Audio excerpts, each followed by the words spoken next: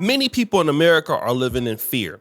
And when people are fearful, they start to look for solutions to deal with that fear. And now we're back into a voting season, presidential campaign, which people look for fear to make a voting decision. What's the most fearful thing right now in America? You guessed it, migration. It's going to be the number one talk of this year's campaign. Not even the economy or getting better jobs or what we're doing with taxpayers' money in that regard. We're only talking about migration. And another thing dealing with migration or the migrant crisis is going to be crime. Rewind!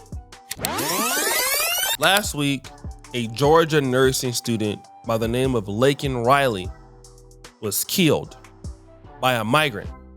Now, let's play the clip and find out what happened in the story. This murder is calling into question the vetting process at the southern border and whether more should be done to look into the migrants' backgrounds before they're released into the United States.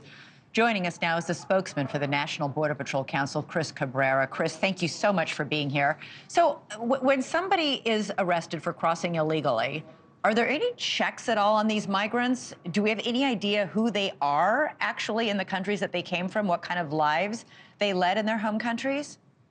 You know, their fingerprints are run against our records here in the United States, and not all countries share their records with us. So if we don't have access to their records, if they haven't committed any crimes here in the United States, then all we have to go by is what they say. And, obviously they're not, if they have a criminal history, they're not going to tell us about it. And not enough is being done. Obviously, what happened to this young lady is tragic. Unfortunately, it will continue to happen until somebody gets serious about this. Right. So we don't know. Someone comes across the border. We know there's a huge number of people, hundreds of thousands from Venezuela, where this man was from. We don't know that he might have been a killer, a convicted killer in Venezuela, and he just shows up at our border and says, I'm applying for asylum. We have no way of checking. No way of checking. I mean, it's on the honor system, which is a shame when the first thing you do in our country is break the law, and then we're supposed to take your word for it. And everything else you say after that is the truth. It's ridiculous. It's silly. If these countries aren't willing to share their records with us, there's no way we should let these folks in the country. And is that just Venezuela that doesn't share the records, or is every country not share records? So I don't have a list of the ones that do and don't, but there are some that do, but most of them do not. Now, this is in Georgia. And remember what the lady said. Had this guy had been not let out of jail, this would have never happened to this young lady. This sort of thing is a really dangerous situation for society. One of the reasons why is because, well, when these migrants are coming into the country and they're fingerprinting them, there is no real way of seeing if they have a criminal past because they've never been to America. So we don't know. But listen to this particular lady that got up and spoke at a Chicago civic meeting addressed at Brandon Johnson. She talks about how other countries could possibly be dumping their worst people over here.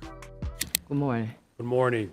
I'm sure everybody knows about a movie, Scarface, right?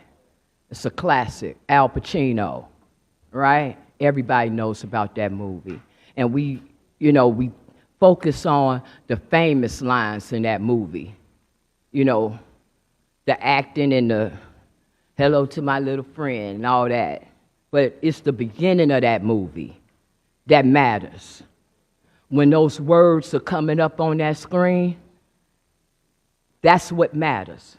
And those words say, in May 1980, Fidel Castro opened the harbor at Muriel, Cuba, with the apparent intention of letting some of his people join their relatives in the United States. Within 72 hours, 3,000 U.S. boats were headed for Cuba. It soon became evident. Yeah, and that's why crime is going up, because many of these people, we don't know how many, could have a criminal past and be very dangerous. But let's talk about what's happening in New York City. I got this clip from Fox News. This lady was talking about how the crime is getting so bad in New York City, and it's a sanctuary city. So migrants are feeling emboldened for this reason.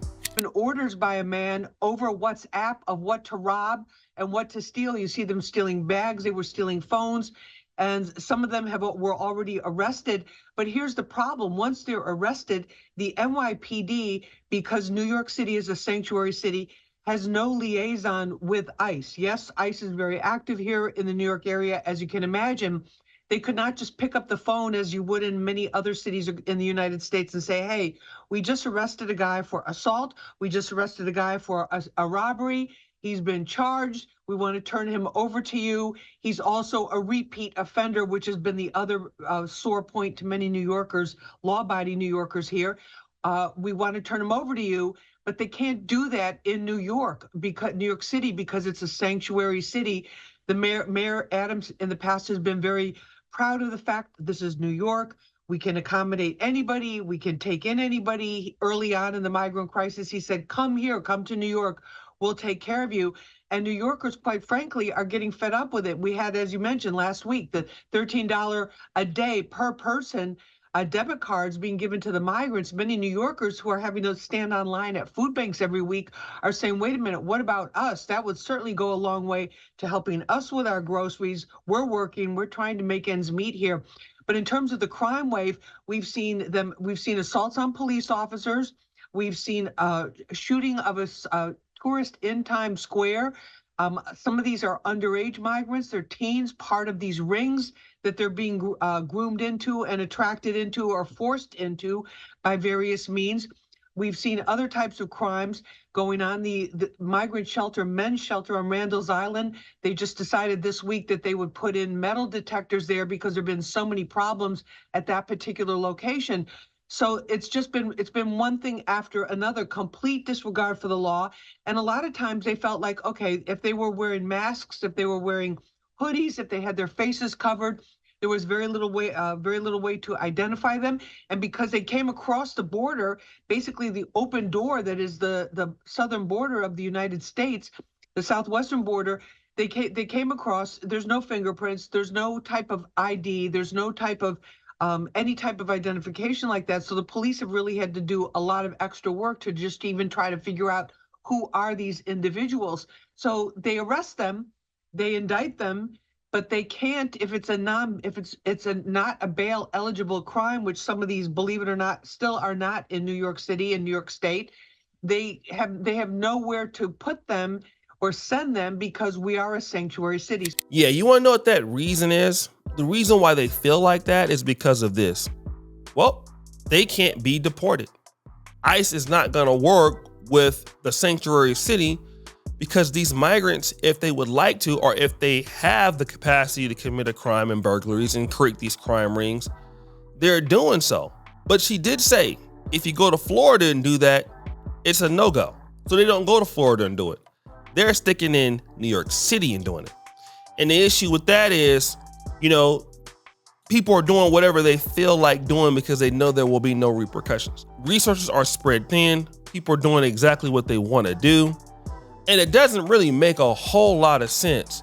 And now, what can you do when these guys start committing crimes? Really nothing about it. They can't really even be prosecuted. Jails are going to be completely full. No fingerprints. It's pretty much a bizarro land. It's turning a first world country that had all of this technology, and it's now limited to, being the third world all over again.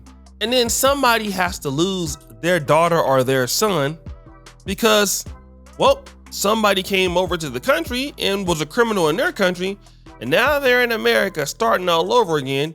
They're committing crimes again, and they probably can't even get deported for that crime. Now, here's the dangerous and scary part. A lot of these people are being put in black communities, like in Boston. There are a lot of migrants in Roxbury. Roxbury is one of the most notorious African-American communities ever. They're in African-American communities in Chicago. They're in black communities in Harlem. And do you know when you put people there, who they're going to be interacting with? Yeah, they'll be interacting with the black community. And you know who would be at danger if that person so happens to be a criminal? We're not saying all migrants are criminals. We're not saying that. But if that person happens to be a criminal, could that be your mother out there your father, your son, your daughter, yes, they're snatching chains and doing those things in New York City. They're not being like, oh, you guys are African American, so we don't want to steal from you. No, a criminal is a criminal. They get to whoever they can get to. And unfortunately, that can be somebody from our community that could be at extreme danger, extreme risk. You don't know what these guys have, and you don't know what these guys are willing to do, especially since times are hard. Eric Adams has cut that $13 a day funding, are limited to that. You know, they're already running out of diapers in cities like Chicago. So, hey, if I gotta survive, my kids and my family, and I'm in a foreign place, well, you gotta do what you gotta do. Up, or maybe until committing crimes. That's just reality. And unfortunately, that's where we are right now. So guys, what do you think? It's your boy, Shady Jackson. Back at it again with King Ghana. I'm out.